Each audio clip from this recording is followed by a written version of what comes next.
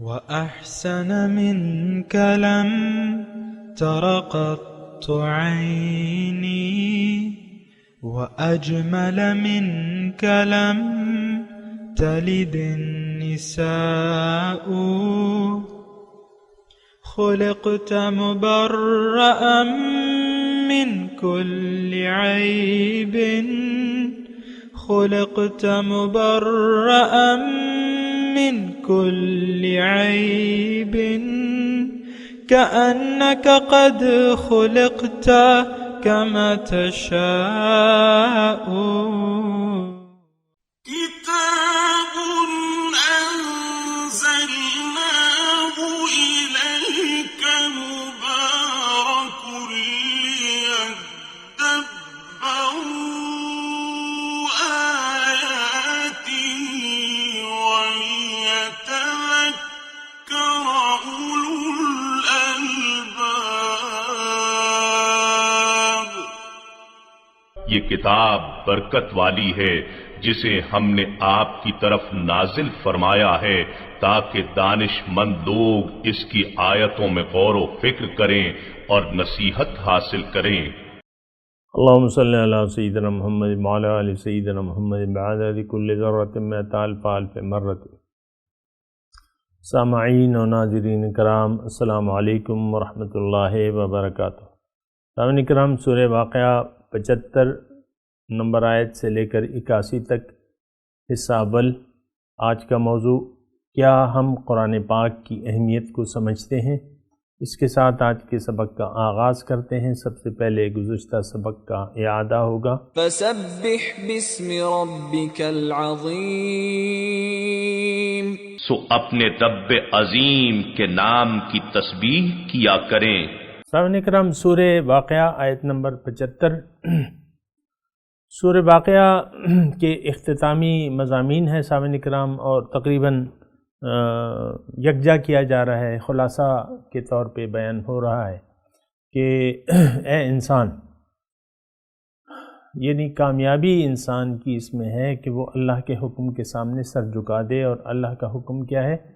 اللہ کا قرآن ہے، اور پھر اس پر عمل کا طریقہ حضور صلی اللہ علیہ وسلم کا جو اسوہ حسنہ ہے. یہ مضمون جو بیان ہو رہا ہے سامنے کرام، اس میں تھوڑا سا اگر آپ غور کریں اور ٹیکسٹ کو بھی مد نظر رکھیں تو آج کا جو سبق ہے، سب سے پہلے تو میں آپ کو تھوڑا سا اس کی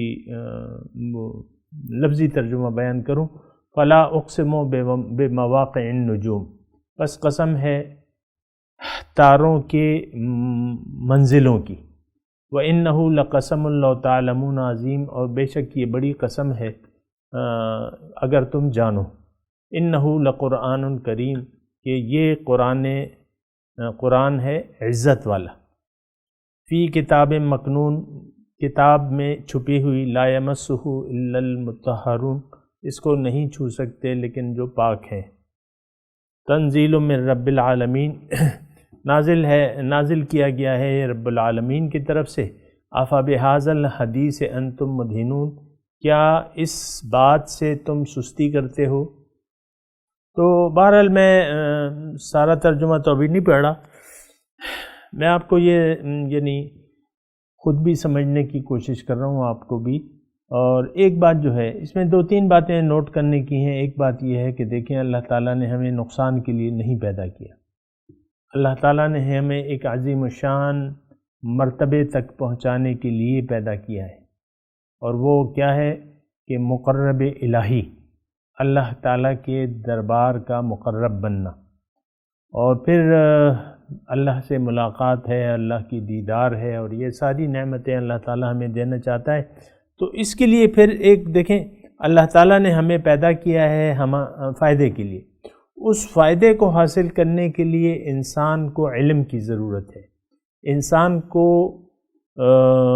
یعنی وہ طریقہ کار معلوم ہونا چاہیے جس کے ذریعے یہ اپنے معراج تک پہنچے. اور یہ بات بھی میں آپ کو عرض کر چکا ہوں سامعین کرام کہ انسان ایک واحد مخلوق ہے جس کی فطرت تو نیک ہے، جس کی فطرت میں اسلام تو ہے، لیکن اس کو اللہ تعالیٰ نے اختیار دیا ہوا ہے۔ پھر دوسری بات یہ ہے کہ یہ اپنے کمال کے طریقہ کار کو یا اپنے عروج کے طریقے کو اپنی عقل سے نہیں سمجھ سکتا، یعنی ہدایت وہ ہدایت جو اسے کامیابی سے ہمکنار کر دے، وہ ہدایت جو اسے اس کی معراج تک پہنچا دے، یہ اپنی عقل و فکر سے نہیں حاصل کر سکتا۔ اس کے لیے اس کو ہدایت کی ضرورت ہوگی۔ اس ہدایت کا ذمہ اللہ تعالیٰ نے خود اٹھا لیا ہے، جو کہ قرآن کی وحی اور قرآن کی شکل میں ہے۔ تو جو مضامین آ رہے ہیں، ایک تو اس میں قرآن کی بات ہو رہی ہے، پھر ان مضامین میں اللہ تعالیٰ یہ فرما رہا ہے کہ اے انسان، تم مختار کل نہیں ہو، تم مختار کل نہیں ہو، ہر چیز پر قادر نہیں ہو، اور نہ تم میں کوئی طاقت ہے۔ اور یہ مضمون آگے آ کے بیان ہو رہا ہے کہ بھئی جب ایک آدمی مر رہا ہو اور تم اسے دیکھ رہے ہو اور تم اس کو، یعنی اگر تم میں کوئی طاقت ہے تو اس کی روح کو نہ جانے دو، اس کو واپس لے آؤ، یا گئی ہوئی روح کو واپس لے آؤ، ترجعونہا ان کنتم صادقین۔ یعنی انسان جو ہے وہ بالکل بے بس ہے، یعنی ایک حساب سے، کہ جو چیز اس کے اختیار میں نہیں ہے وہ نہیں کر سکتا۔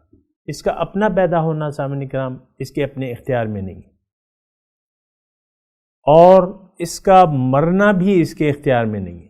کوئی مرتا ہے تو اس کی روح کو واپس لینے کا اختیار بھی اس کے پاس نہیں ہے، یعنی انسان کو مرنے نہ دینا۔ بہت ہی محبوب ہوگا آپ کا پیارا بیٹا ہوگا، آپ کے سامنے جان دے رہا ہوگا کسی بھی بیماری کی وجہ سے یا کسی بھی وجہ سے، تو آپ بس اس کو دیکھتے رہ جائیں گے۔ یعنی اس کا مطلب یہ ہے کہ دیکھو اے انسان، تم حقیقت میں کمزور ہو، اور طاقت میرے پاس ہے، ساری طاقت میرے پاس ہے۔ تو جب تمہیں یہ حقیقت معلوم ہے کہ میرے اختیار میں کچھ بھی نہیں ہے، مگر جو اختیار ہمیں دے دیا گیا ہے کہ بھئی چلو کھانا ہم اپنی مرضی سے کھا لیں یا پانی پی لیں، یا مطلب چند محدود اختیارات ہیں، اس کی اپنی وجوہات ہیں، لیکن جو طاقت ہے وہ اللہ کے پاس ہے۔ تو طاقتور کے سامنے ایک تو یہ ہے کہ جو طاقتور ہے وہ دانا بھی ہے، جو دانا ہے وہ شفیق اور مہربان بھی ہے۔ اللہ تعالیٰ کی یہ مہربانی ہے، اس کی محبت ہے جو اس نے ہمیں انسان بنایا ہے، اور اس دنیا میں رہنے کے مواقع ہمیں عطا فرمائے ہیں، اور تمام نعمتیں ہمیں عطا فرمائی ہیں۔ اس کا تذکرہ گزر چکا ہے سامنے کرام، آپ کو میں نے بتایا تھا 4 چیزیں جو ہیں۔ تو انسان سے اللہ تعالیٰ یہ مخاطب ہے کہ دیکھو کہ تم نے میری ہدایت سے کیوں موڑ لیا ہے؟ جو ہدایت ہے وہ تو تمہاری کامیابی کی ضمانت ہے۔ جو چیز انسان کی کامیابی کی ضمانت ہو اور اس میں اس کا فائدہ ہو، انسان کبھی بھی اس سے منہ نہیں موڑتا۔ اور یہ بات میں آپ کے ساتھ شیئر بھی کرتا ہوں، اور آپ سے باتیں بھی کر رہا ہوں کہ دیکھیں، ہر انسان مفاد پرست ہے، اور یہ فائدہ چاہتا ہے اپنا، کوئی بھی ہو فائدہ چاہتا ہے۔ آپ دیکھیں تمام کام جو ہیں دنیا کے اپنے فائدے کے لیے کرتے ہیں۔ انسان ظاہری فائدے کا متمنی ہے اور اس کو چاہتا ہے، اور فائدے کے اوپر فائدہ، فائدے کے اوپر فائدہ، لہٰذا یہ سارے فوائد کے پیچھے دوڑ رہا ہے۔ دنیا کیا ہے، اس کو یہ فائدہ نظر آ رہا ہے، اس کے پیچھے دوڑ رہا ہے۔ یہ دیکھیں انسان کی یعنی ایک فطرت ہے کہ یہ مفاد پرست ہے، حریص ہے، مفاد پرست ہے، اپنا فائدہ چاہتا ہے۔ ہم یہ نہیں کہہ سکتے، آپ میں سے یا میں بھی نہیں کہہ سکتا، آپ بھی نہیں کہہ سکتے کہ انسان اپنے فائدے کے لیے حریص نہیں ہے۔ جی ہاں، ہم حریص ہیں۔ آپ دیکھیں، آپ جو کچھ بھی کام کرتے ہیں، بچہ جو ہے جب پڑھتا ہے اعلیٰ ڈگری، اور جس کا سکوپ ہو، جس سے اس کو فائدہ ہو، وہ یعنی حاصل کرنا چاہتا ہے۔ اور اسی طرح آپ دیکھیں زیادہ سے زیادہ پیسے کمانا چاہتے ہیں، اور کیونکہ آپ اس کے پیسوں سے کچھ فوائد لے لیں گے، یا آپ کی اولاد ہے، اولاد کے متمنی ہیں، آپ اپنی شادی بنا رہے ہیں، آپ اپنا گھر بنا رہے ہیں، یہ سارے جو ہیں ہمارے ظاہری فائدے ہیں، اور ہم فائدوں کے حریص ہیں۔ اب یہ ہے نا کہ تھوڑا سا یعنی یہ جو اللہ تعالیٰ نے یعنی یہ حرص، یہ لالچ، یہ حرص، یہ فائدے کی تلاش، یہ اللہ تعالیٰ نے ہمارے اندر ڈال دی ہے۔ اب تھوڑا سا غور و فکر کی ضرورت ہے۔ دیکھیں، میں آہستگی سے بات کر رہا ہوں، آپ کو الجھا نہیں رہا، آپ سے یہ بیان کر رہا ہوں کہ اللہ تعالیٰ نے انسان کو ایک عظیم الشان فائدہ دینے کے لیے پیدا کیا ہے۔ میرے خیال سے یہ مضمون میں نے اللہ کی توفیق سے ایسے بیان کیا ہے کہ آپ کی اس میں کچھ اب اشتباہ نہیں ہوگی، آپ کا اب یقین آ گیا ہوگا کہ ہاں، اللہ تعالیٰ نے مجھے ایک عظیم الشان فائدے کے لیے، اور اتنا عظیم الشان فائدہ کہ جس کا ہم تصور نہیں کر سکتے، کہ اللہ کی ملاقات، اللہ کا قرب، اللہ کا دیدار، ہو سبحان اللہ، یہ تو ہمارے وہم و گمان سے بالا ہے۔ یہ فائدہ تو ہم سوچ بھی نہیں سکتے، اس کے متعلق سوچ کہتے ہیں نا، سوچ بھی نہیں سکتے۔ تو اتنے عظیم الشان فائدہ دینے کے لیے اللہ تعالیٰ نے ہمیں دنیا میں بھجوایا ہے، ہمیں جسم دیا ہے، ہمیں زندگانی عطا فرمائی ہے۔ اب اس نے یعنی اس کا طریقہ بتایا ہے، فائدے کو حاصل کرنے کا طریقہ ہم اپنی عقل اور فہم سے نہیں جان سکتے۔ اب وہ طریقہ اللہ تعالیٰ نے بتایا ہے کتاب کی صورت میں، جہاں یہ تذکرہ ہو رہا ہے نا، انہ لقرآن کریم۔ تو قرآن کے ذریعے اللہ تعالیٰ ہمیں وہ فائدہ دینا چاہتا ہے۔ قرآن کیا ہے؟ روشنی ہے، نور ہے، علم ہے، سبحان اللہ۔ تو قرآن جو ہے، یہ بات آپ نوٹ کر لیں، ہم نے تو اس قرآن سے بالکل منہ موڑ لیا ہے۔ اس بات کو کہنے میں مجھے کوئی باک نہیں ہے کہ ہم نے قرآن جیسے رتبے والی چیز سے منہ موڑ لیا ہے، اور اس کے ساتھ جو ہمارا شرمناک سلوک ہے وہ آپ کو بھی معلوم ہے اور مجھے بھی معلوم ہے۔ اس کی وجہ جو بھی ہو، لیکن اب ہمیں یہ سمجھ لینا چاہیے کہ ہمیں اللہ تعالیٰ ایک عظیم الشان فائدہ دینا چاہتا ہے، ہمیں ایک ایسی معراج تک پہنچانا چاہتا ہے، ایک ایسی بلندی تک پہنچانا چاہتا ہے جس کا ہم اس وقت تصور نہیں کر سکتے۔ اب مثال کے طور پہ میں آپ کو یعنی مثال دے رہا ہوں اس کی، کہ دنیا میں جتنا سونا ہے، ٹنوں سونا ہے، آپ یہ سوچ نہیں سکتے کہ اس میں سے آپ آدھے سونے کے مالک ہو جائیں گے۔ سوچ سکتے ہیں آپ؟ مطلب 5000 ٹن سونا ہے تو آپ نہیں سوچ سکتے کہ 2.5 ٹن سونے کا میں مالک بن سکتا ہوں، اور بن بھی نہیں سکتے کیونکہ لوگ کافی ہیں اور زیادہ اس کو وہ ہے، تو آپ آدھے یعنی یہ آپ سوچ بھی نہیں سکتے۔ مثال کے طور پہ میں اس کو، یا مثال کے طور پہ آپ جہاں تک تعلق ہے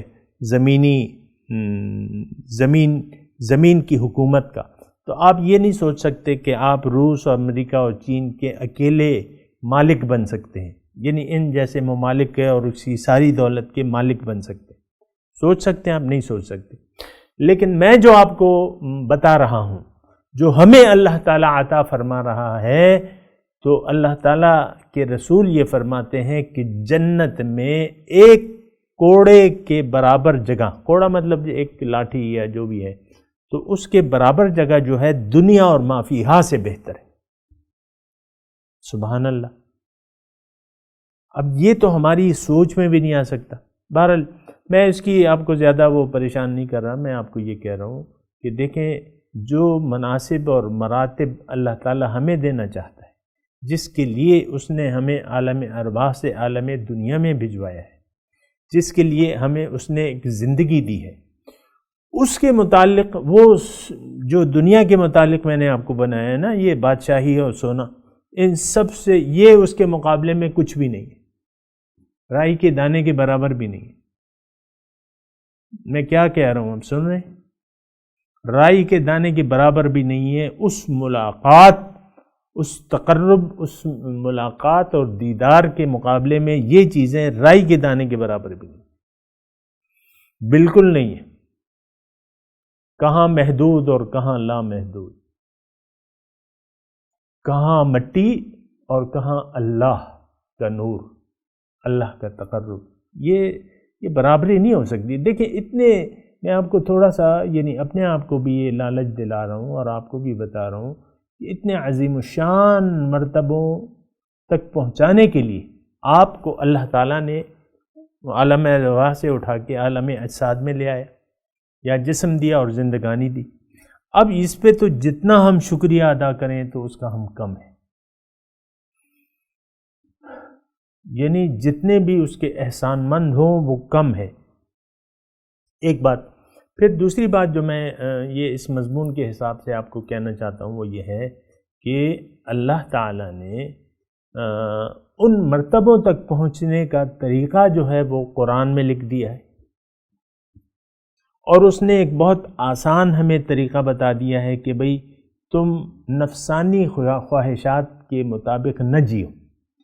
مجھے اگر چاہتے ہو، اپنی معراج تک اے انسان اگر تم پہنچنا چاہتے ہو تو تم ایسا کرو کہ تم زندگی میں اپنی مرضی استعمال نہ کرو، اگرچہ میں نے وہ مرضی تمہیں دی ہوئی ہے، اختیار تمہیں دیا ہوا ہے، لیکن اگر تم بام عروج تک پہنچنا چاہتے ہو تو تم من چاہی زندگی مت گزارو، میں تمہیں بتاؤں گا۔ فَإِمَّا يَأْتِيَنَّكُم مِّنِّي هُدًى، میں تمہیں بتاؤں گا، ہدایت میں تمہیں دوں گا کہ زندگی کیسے گزارو۔ فَمَن تَبِعَ هُدَايَا فَلَا خَوْفٌ عَلَيْهِمْ وَلَا هُمْ يَحْزَنُونَ، جس نے بھی ان ہدایات کا اتباع کیا اس کے لیے نہ کوئی خوف ہے نہ کوئی غم ہے۔ تو اب جب ہدایت آ گئی، تو یہ تو ایک بہت بڑی نعمت ہے۔ إِنَّهُ لَقُرْآنٌ کریم، یہ تو بہت رتبے والا کلام ہے، تمہیں بام عروج تک پہنچا دے گا۔ تو اس سے تم انکار کرتے ہو، أَفَبِهَذَا الْحَدِيثِ أَنْتُمْ مُدْهِنُونَ، اس سے تم انکار کرتے ہو، یعنی یہ انکار تو بنتا ہی نہیں ہے تمہارا کرنا۔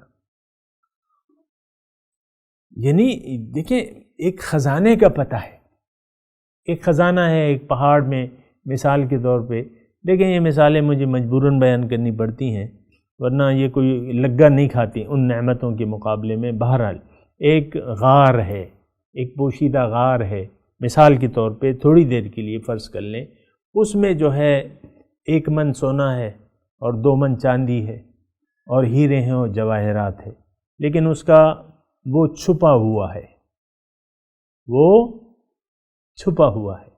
ایسا غار ہے، بند غار ہے، اس پہ سالوں کی، زمانوں کی مٹی پڑی ہوئی ہے، پہلے زمانے میں کس نے رکھ دیا تھا۔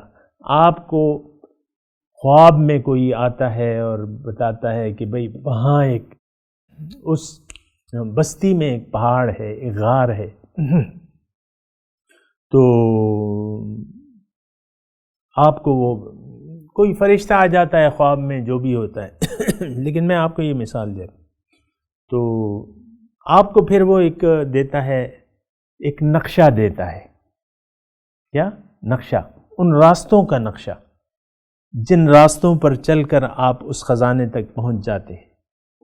اب وہ یعنی آپ جب بیدار ہوتے ہیں تو آپ کے ہاتھ میں یعنی وہ نقشہ موجود ہوتا ہے جو آپ کو خواب میں فرشتے نے دیا تھا۔ اب آپ یہ بتائیں کہ کیا صرف آپ اس نقشے کو صبح و شام دیکھتے رہیں گے، اس کو پڑھتے رہیں گے کہ یہ راستہ ہے، یہ راستہ ہے؟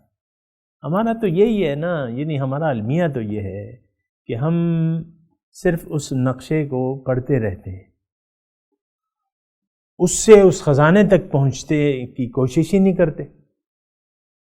یہ یعنی مجھے تو سمجھ میں نہیں آتا کہ یہ کیا رویہ ہے اور یہ کیا طریقہ ہے کہ ہم صرف وہ خزانے کے نقشے کو پڑھتے رہتے ہیں۔ حسن قرات کی محفلیں ہوتی ہیں، میں یہ نہیں کہہ رہا کہ وہ اس میں ثواب نہیں ہے، پڑھنے میں بھی ثواب ہے، یعنی وہ اتنا بابرکت نسخہ ہے کہ اس کے پڑھنے میں بھی ثواب ہے، ایک ایک حرف پہ 10 نیکیاں ملتی ہیں، حضور نے فرمایا۔ لیکن کیا اسی لیے آیا ہے قرآن کہ ہم لفظی طور پہ اس کی تلاوت کرتے رہیں؟ نہیں، یہ تو اللہ کس لیے آیا ہے؟ اللہ تعالیٰ نے یہ قرآن میں لکھ دیا ہے، میں نہیں کہہ رہا۔ کتاب انزلناہ الیک لیدبروا آیاتہ ولیتذکر اولو الالباب۔ اللہ تعالیٰ فرما رہے ہیں کہ یہ کتاب میں نے نازل کی ہے اس لیے کہ اس کی آیتوں پر غور کرو تم، لیدبروا آیاتہ ولیتذکر اولو الالباب، اور خامندان عقل جو ہے اس سے نصیحت حاصل کرے۔ یہ تو ایک نصیحت ہے، کلا انہا تذکرہ، ان ھذہ تذکرۃ فمن شاء اتخذ الی ربہ سبیلا، یہ تو ایک راستہ ہے، یہ تو ایک نصیحت ہے، جس کا جی چاہے اپنے رب کا راستہ اپنا لے۔ وَإِنَّكَ لَتَهْدِي إِلَى صِرَاطٍ مُسْتَقِيمٍ، اے رسول آپ ان کو سیدھے راستے کی ہدایت دینے والے ہیں۔ صراط اللہ الذی لہ ما فی السماوات والارض، اس ذات کا راستہ جس کے لیے ہے جو کچھ آسمانوں اور زمینوں میں ہے۔ بہرحال یہ سارے مضامین ہیں سامعین کرام، آپ کو خوب سوچنا اور سمجھنا ہوگا۔ میرا یہاں بیٹھنے کا اور یہ باتوں کا مقصد صرف یہ ہے کہ یہ قیمتی باتیں میں آپ کے گوش گزار کروں اللہ تعالیٰ کی توفیق سے۔ اللہ کا شکر ادا کیجیے کہ اللہ تعالیٰ نے آپ کو اس بات سننے کا شرف عطا فرمایا اور سمجھنے کا موقع دیا۔ تو بہرحال جو مضمون ہم بیان کر رہے ہیں، اب جو مضامین آ رہے ہیں، یہ جو ہے یعنی جو اب کہ فلا اقسم بمواقع النجوم وانہ لقسم لو تعلمون عظیم، انہ لقرآن کریم فی لوح فی کتاب مکنون لا یمسہ الا المطہرون تنزیل من رب العالمین افبہذا الحدیث انتم مدہنون، کیا اس بات سے تم سستی کرتے ہو؟ بہرحال یہ مضامین ہیں آج کے سبق میں سامنے کرام، اور تھوڑا سا سبق بھی پڑھ لیتے ہیں کہ فلا اقسم بمواقع النجوم۔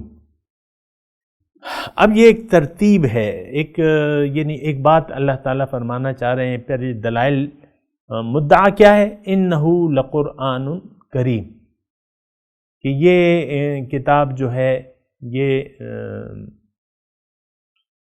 ایک بڑی رتبے والی کتاب ہے، فی کتاب مکنون، یہ مدعا ہے کہ انہ لقرآن کریم، اور پھر دلائل لائے جا رہے ہیں، یعنی اللہ تعالیٰ ستاروں کو دلیل کے طور پہ لا رہا ہے۔ کیا مطلب؟ ستارے کیا ہیں اور یہ کائنات کیا ہے؟ ستارے اس کائنات ہی کا حصہ ہے نا، لیکن میں ایز اے ہول بات کروں، اللہ تعالیٰ نے تو ستارے کی بات کی ہے۔ ستاروں میں حکمت یہ ہے کہ یہ ستارے جو ہمیں نظر آ رہے ہیں سامنے کرام، یہ یعنی بے ترتیب سے نظر آ رہے ہیں، لیکن اس میں ان کی ایک معراج ہے، ان کا ایک مقصد ہے، اور وہ ایک نظام کے تحت چل رہے ہیں۔ اب ظاہر ہے کہ یہ کائنات جو ہے اللہ تعالیٰ نے فرمایا ہے کہ وَسَخَّرَ لَكُم مَّا فِي السَّمَاوَاتِ وَالْأَرْضِ، جو کچھ زمینوں اور آسمانوں میں ہے میں نے تمہارے فائدے کے لیے مسخر کر دیا ہے، یعنی یہ کائنات ہمارے لیے پیدا کی گئی ہے، اس بات پہ آپ یقین کر لیں۔ آپ کہیں گے کہ جس ستارے کی روشنی ابھی تک آئی نہیں ہے ہم تک، اس کا ہمیں کیا فائدہ ہے؟ لیکن دیکھیں، آپ کو یہ فائدہ، بہت سی چیزوں کے آپ کو فائدے نہیں معلوم، ایک وقت تک نہیں معلوم تھے، تو آپ نے ان سے فائدہ نہیں حاصل کیا۔ زمین میں پیٹرول موجود تھا، زمین میں گیس تھی، زمین میں کوئلہ تھا، زمین میں ہیرے، جواہرات، ماربل، بے شمار معدنیات، آپ کو نہیں معلوم تھا، لیکن اب معلوم ہو گیا ہے تو آپ اس سے فائدہ لے رہے ہیں۔ لیکن یہ دیکھیں، مختصر بات تو اللہ کی ہوتی ہے، اور سچی بات اللہ تعالیٰ فرما رہے ہیں وَسَخَّرَ لَكُم مَّا فِي السَّمَاوَاتِ وَالْأَرْضِ، کہ زمین اور آسمانوں میں جو بھی ہے میں نے تمہارے فائدے کے لیے ہی بنایا ہے، تو آپ اس پہ یقین کر لیں۔